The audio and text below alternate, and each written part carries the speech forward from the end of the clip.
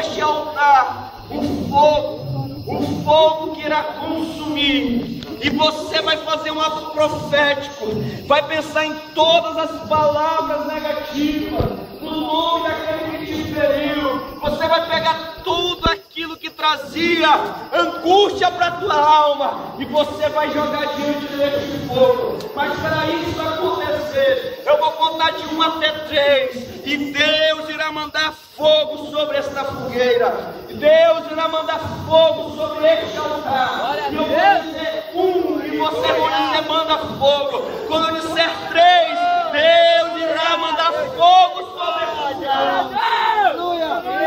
Eu digo 1. Manda fogo, diga manda fogo, Senhor.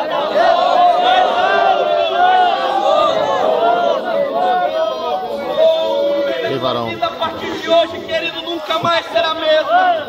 Eu digo 2, diga.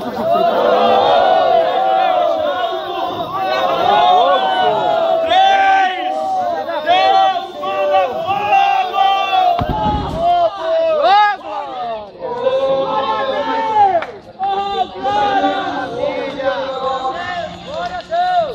E o nome de Jesus se aproxime agora dessa fogueira.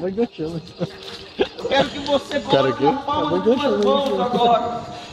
Imagine o sofrimento, a dor, a perda, as palavras de maldição estão sendo lançadas agora neste altar, estão sendo lançadas agora nesta fogueira, está sendo queimado, está sendo aniquilado.